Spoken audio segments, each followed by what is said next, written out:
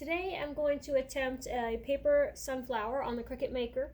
So I pulled out a whole bunch of papers that remind me of sunflowers. So I've got all the different shades of yellow that I want to try to use on this. Some of them are cardstock, some of them are just regular copy paper. So we'll have to kind of play with the settings in the Cricut and see if we can find a setting that will cut on regular paper instead of the thicker cardstock. Then of course I have some colors pulled out for leaves. And then brown for the center, but I'm not going to cut the center on the Cricut. I have a couple of paper hole punchers that I'll use for that. So I've got for the bigger ones, I have this nice, I think it's like an 1.5 inch circle, maybe an inch and 3/4. And then a little 1 inch circle also. So I would just use some of these for maybe one for the small size sunflower and then one for the larger size sunflower. And I've also got this really cool, looks like a grapevine wreath that I got at the Dollar Tree. So I want to use this and sort of imagining putting my sunflowers on the side. Maybe even later on finding an initial or something that can be stuck on there. Something a little extra that you can put on there. If this was going to be a fall craft, maybe a little pumpkin or something. But it's summertime, so I might just stick to sunflowers and maybe, I don't know, something else cute on there. We'll see what I find, whatever comes to me. Right now I'm going to prepare my sticky board with one piece of cardstock, so I'll just try to put it right up in the corner as close as I can get it, and we know that as long as I keep it to the right size paper when I go to print it, it's going to save as much of this paper as possible so it will get the shapes where they need to be. When you're going and lining up and setting up a new project, when you go and you're putting your images in online, don't really worry too much about where you're placing them on your canvas. Just make sure they're the right size, because when you go to print it, it will put it all where they need to be to make sure you're saving the most amount of paper. It's not going to let you print off of this, off of the board here, off the grid that it gives you. So now I need to go into the app, the Cricut Design app. I'll get this loaded up and press the feeder button here on the machine to get that in there.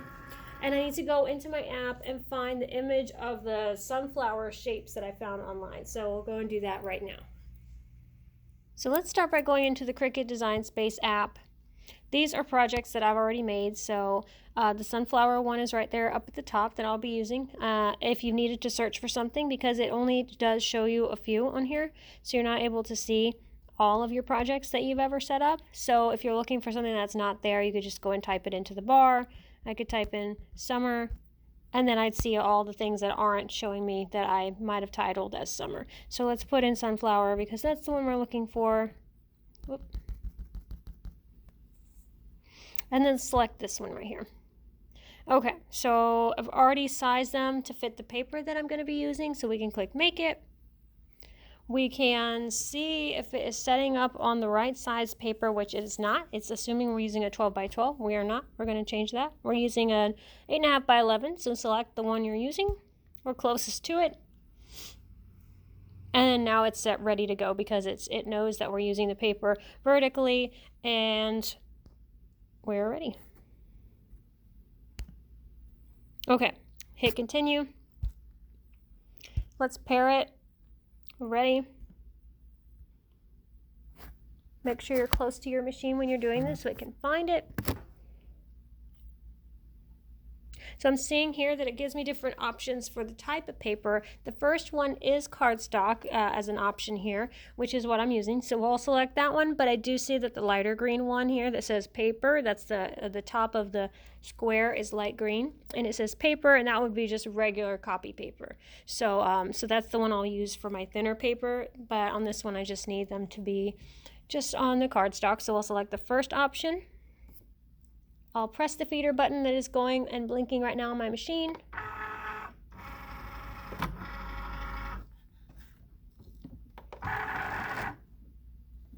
And we'll get this set up to cut. I'll press the feeder button again to get this out of there.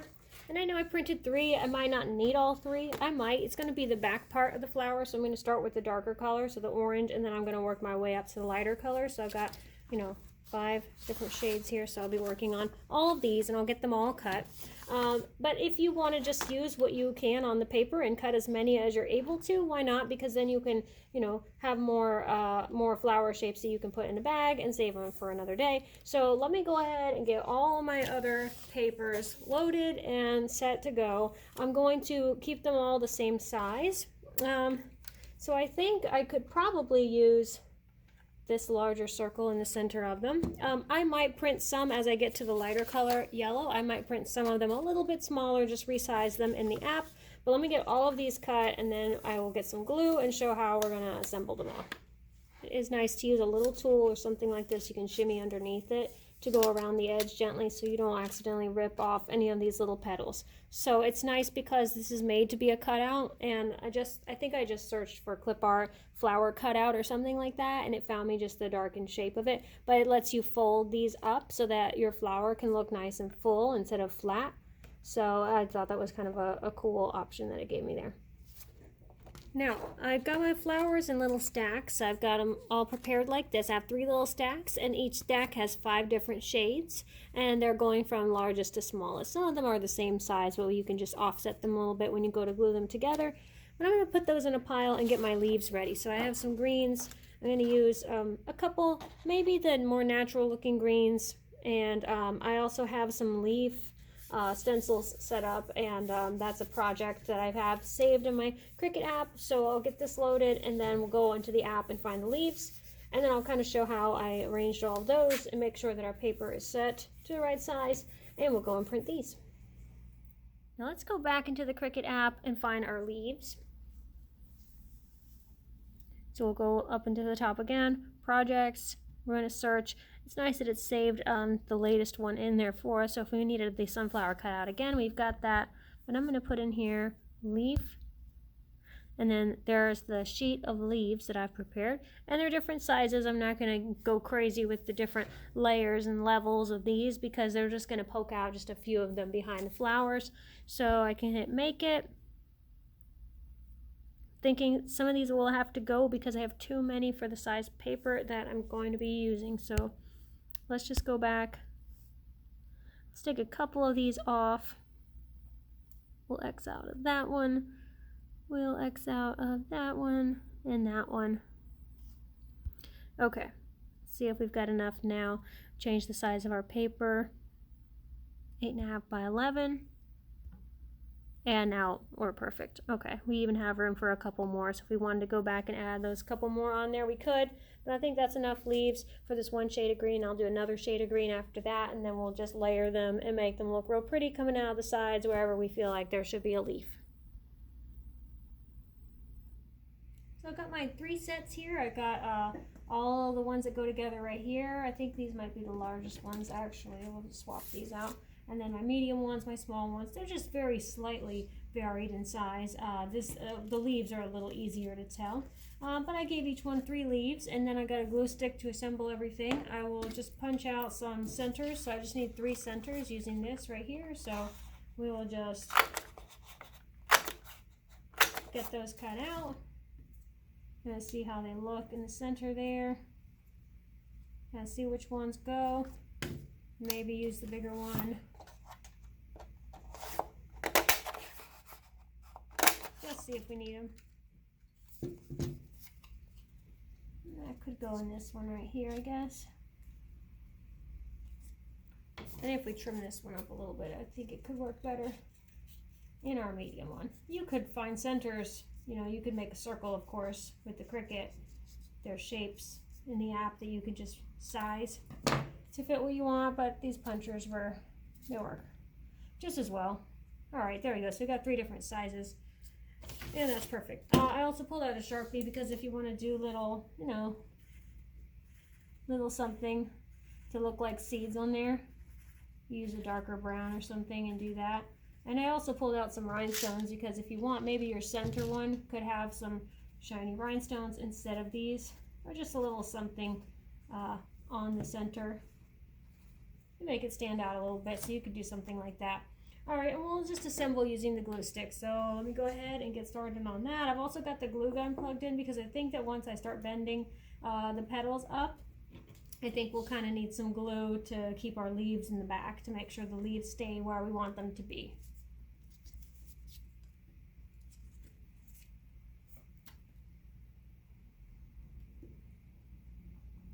I'm only going to put glue in the center here.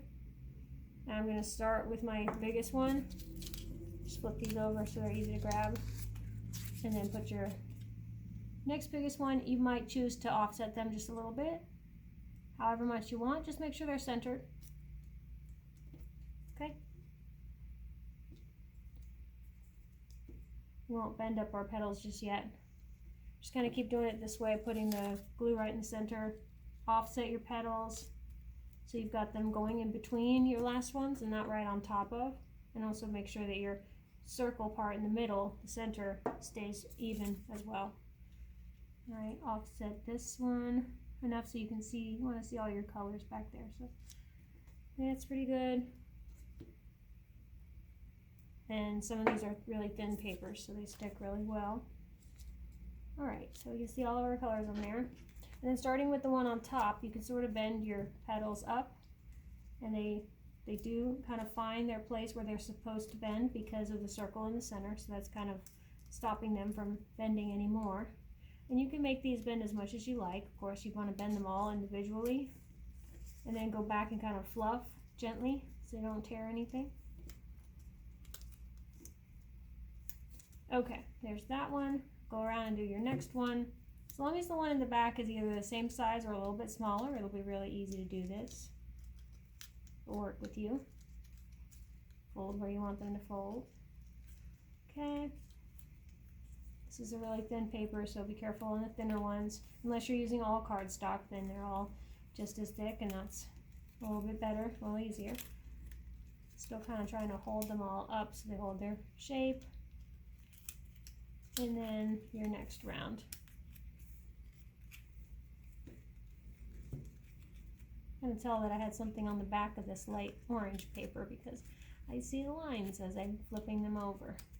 But you can already kind of tell that if you were doing with a rounder petal, this would make a nice little rose. You can, if you really want it to look like it's closing, just kind of flatten it out and keep holding it in place with your hands. But I want mine to open up again because I want to be able to see it all nice and big and full with the center in the middle. So that's probably good enough for me. You can kind of play with it and see what you want. Oh, that's really nice. All right, put down some glue for your center. If you're using this one, put that one down. If you need to trim it, which we might, just to make sure it fits. Doesn't have to be perfectly round. Try different things in the center, you know, you can put sand in there for texture. You can put a couple rhinestones, which I might do just on my middle one. All right, so there's that. You can already kind of imagine where my leaves are going to be in the back.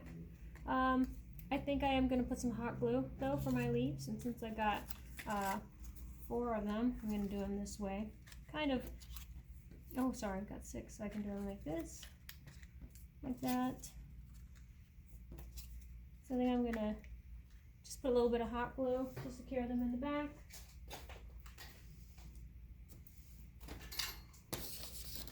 Just like that.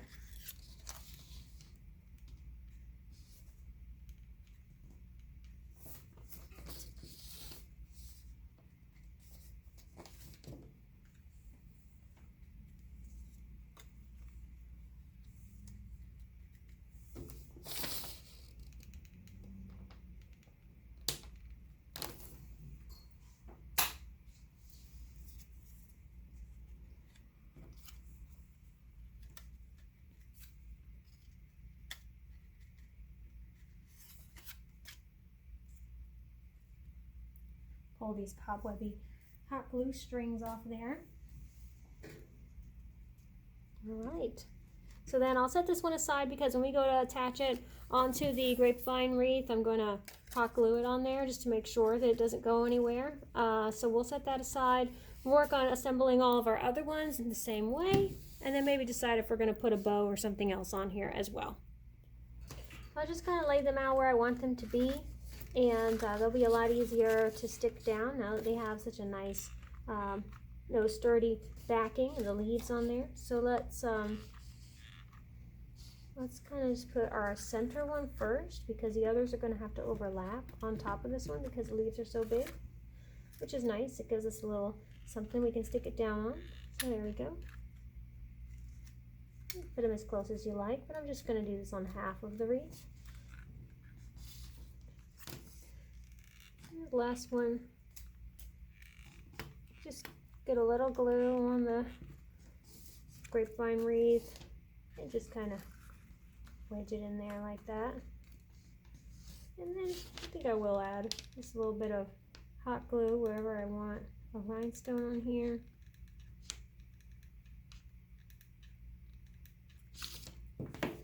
I've got different sizes, and I have a whole bunch of just the yellowy gold ones, and I think those are perfect on here. And I'd probably just use Elmer's glue, but rather this be instant so it's already dry and I can handle it.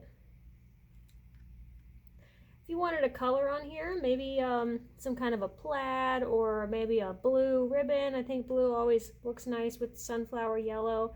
So maybe a little ribbon, a thin ribbon that you could put on the top here just to hang it. You know, something, if you had a little small piece that wasn't quite big enough for a bow, or you could put a bow somewhere on here, but maybe not too much, just a little something.